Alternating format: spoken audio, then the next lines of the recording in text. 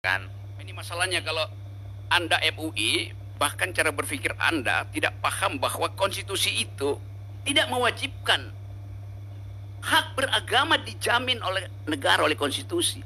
Nggak ada disebut kewajiban beragama di situ. Bukan saya mau main-main dengan agama, tapi saya mau konsisten di dalam pandangan konstitusi. Agama itu adalah hak. Artinya bisa dipakai, bisa tidak dipakai. Bahwa prakteknya dipakai semua itu soal lain. Kalau saya punya uang palsu, saya pakai buat membeli barang, pasti nggak boleh tuh. Lalu buat apa saya punya uang kalau saya nggak boleh pakai itu uang palsu? Ya uang palsu itu memang uang yang saya mau pakai untuk berbohong. Kenapa dilarang coba?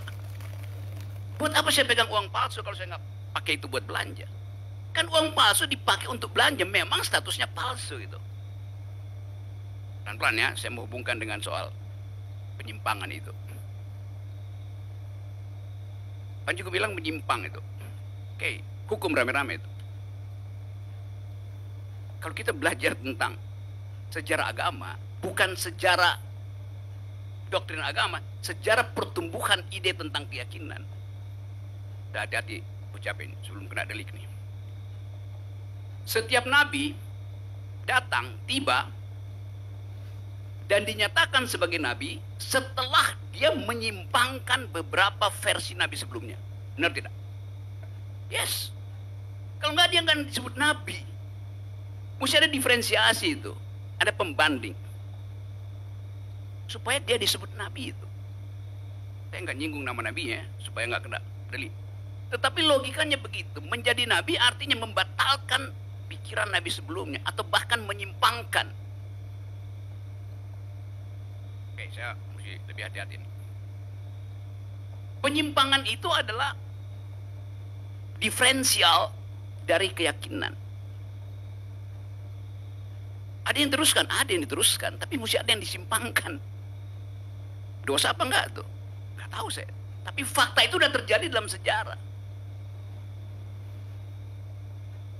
Sekarang, kalau yang penyimpangan itu hanya boleh ada di dalam hati nuraninya, tidak boleh dia ucapkan, tidak boleh dia dakwakan.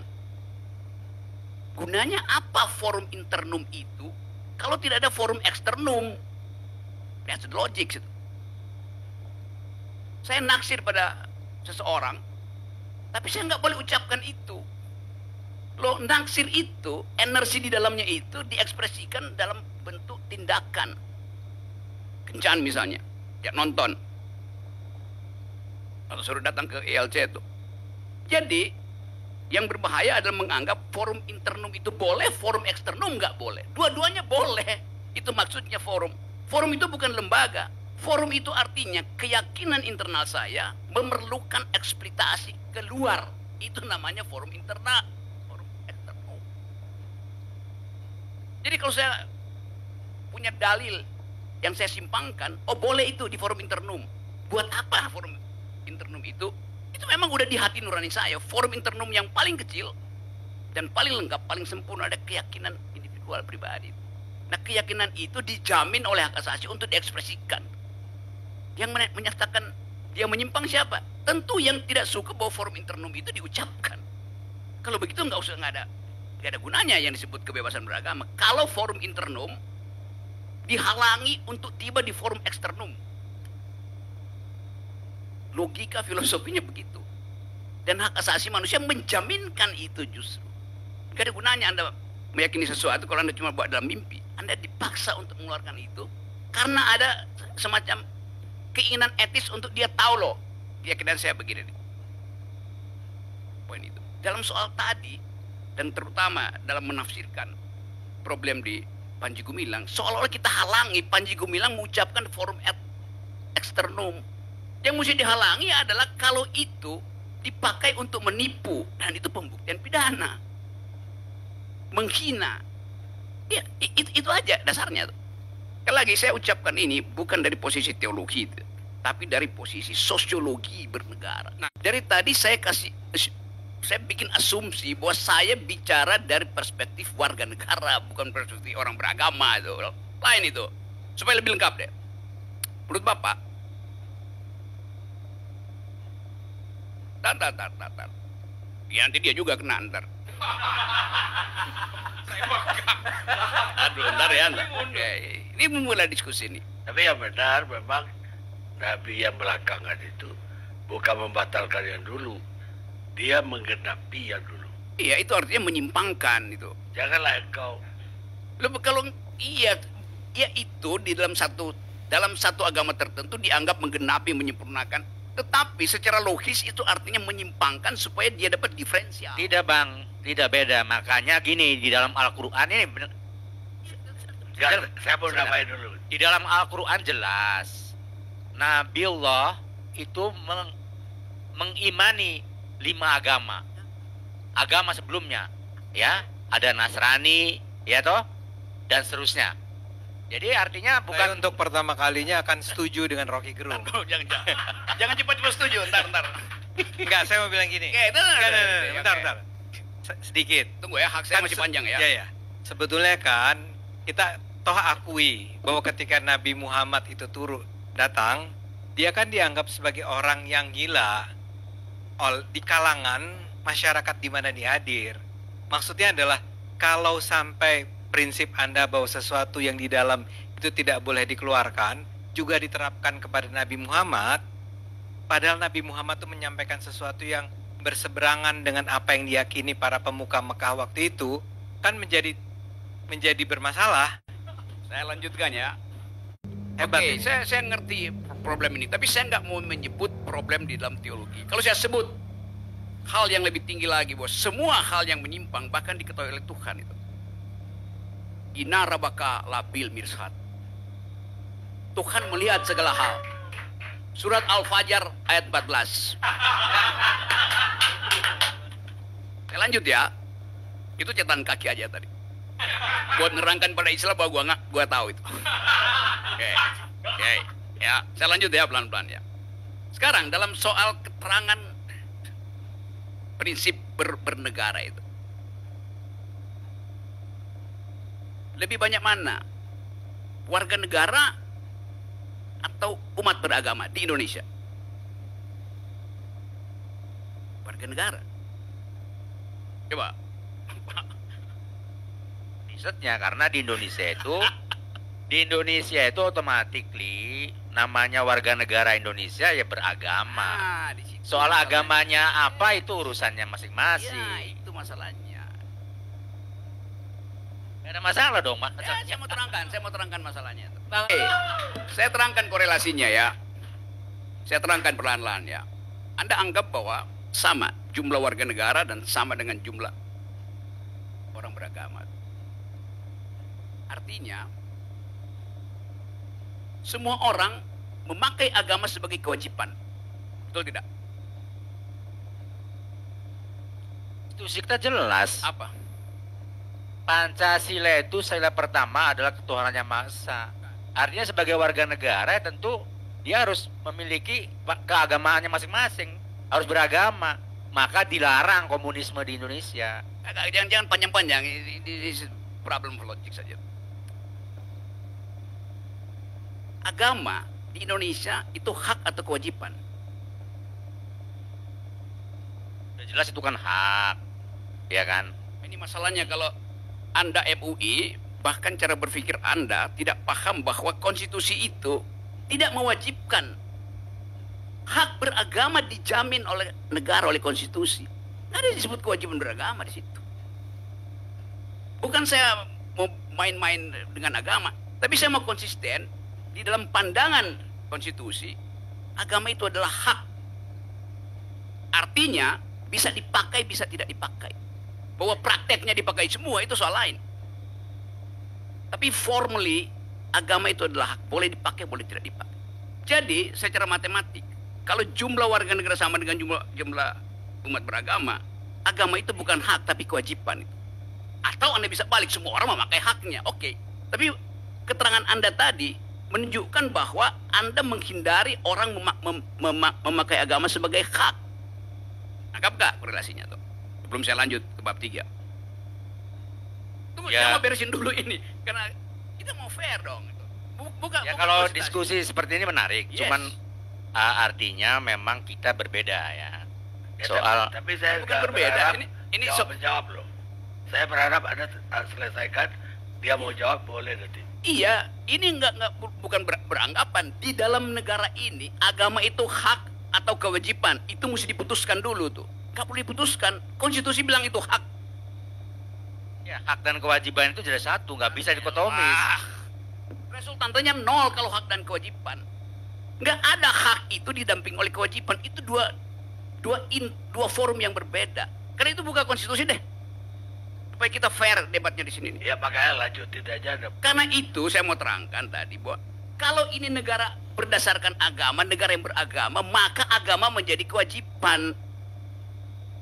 Begitu cara membaca secara a contrario. Kan gitu soalnya. Ini kan bukan negara agama, berarti agama bukan kewajiban. Itu pilihan etis seseorang. Oke, dia pakai aja. Tetapi secara institusional, agama itu adalah hak. Boleh dipakai, boleh tidak. Itu prinsip sekulernya di situ. Bahwa orang diminta oleh komunitas beragama, iya. Nah, kita kan takut untuk debat soal-soal yang fundamental semacam ini kan. Termasuk Islam takut dia debat soal beginian. Tanggung dia ngomong begituan. Enggak. Oke, Saya nggak you tahu. setuju apa enggak coba? Ya, saya sangat setuju. udah. Bahkan saya sangat setuju kalau ruang agama itu adalah wilayah-wilayah Ya, privat. oke, stop sampai di situ ya. Saya terusin ya. Oke. Terusin. Oke ya. Jadi dengan dalil itu kita masuk pada problem hari ini. Ada semacam antropologi yang dipaksakan pada warga negara bahwa agama itu harus melekat dalam diri seseorang tuh. Kalau saya ateis, apa dasarnya? Bisa nggak Muslim jadi ateis? Saya habis baca buku, kira-kira 3 tahun lalu, 4 tahun lalu. Judul buku itu adalah Ateis Muslim. Ditulis oleh Ali Rizvi. Anak judulnya Journey from Religion to Reason. Muslim Ateis, anak judulnya, Perjalanan dari Agama Menuju Akal. Yang nulis Ali Rizvi.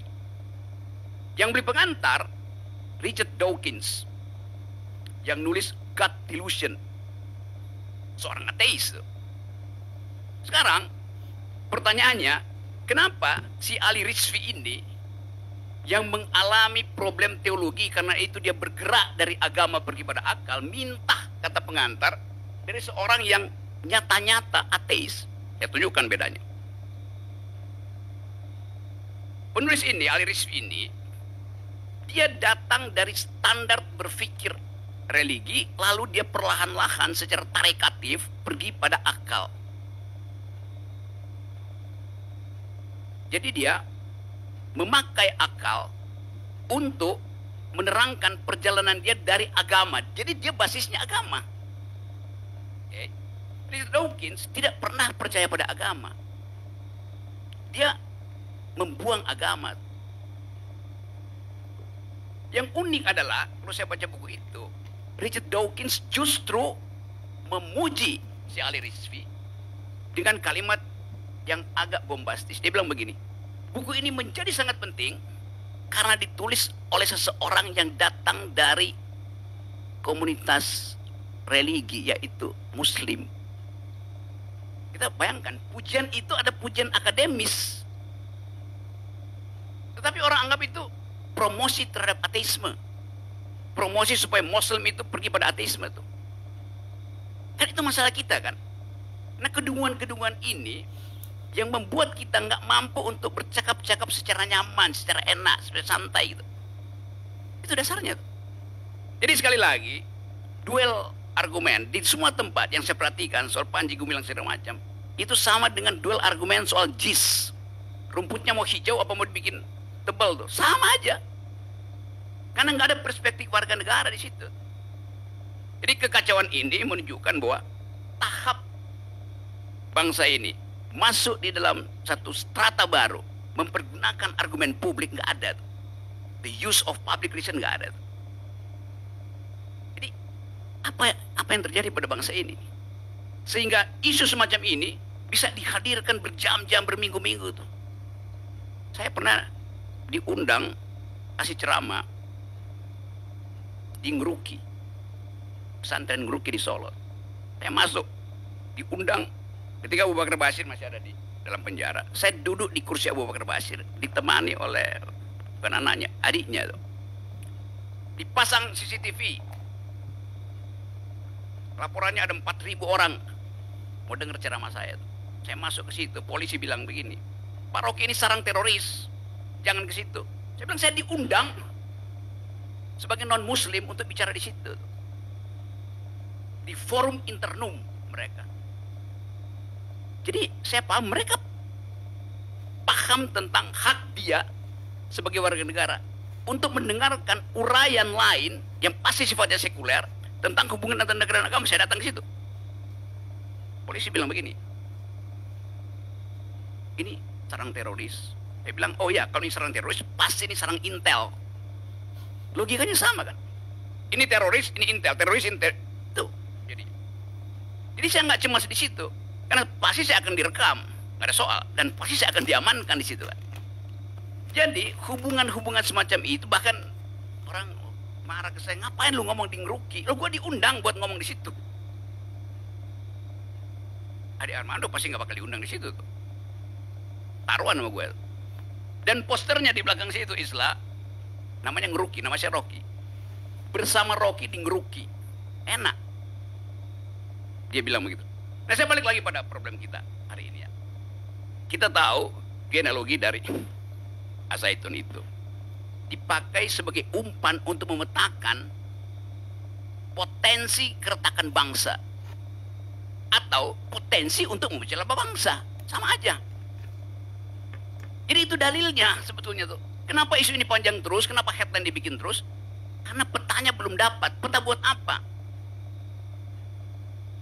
Ya buat pemilu. Kenapa itu diangkat sekarang? Karena sekarang tahun pemilu. Kenapa JIS diangkat terus-menerus? Karena tahun pemilu.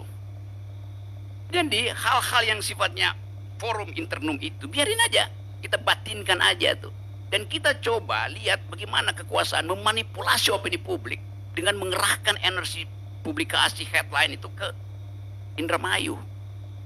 Sementara tukar tambah koalisi, upaya untuk menghalangi pemilu yang jernih itu, makin lama makin terlihat kebusukannya. Kasak-kusuk politisi elit itu. Jadi buat menutupi kebusukan elit, maka kamera disorotkan ke JIS, kamera disorotkan ke Azaitun. Kan kita mesti waspada juga dengan cara berpikir itu.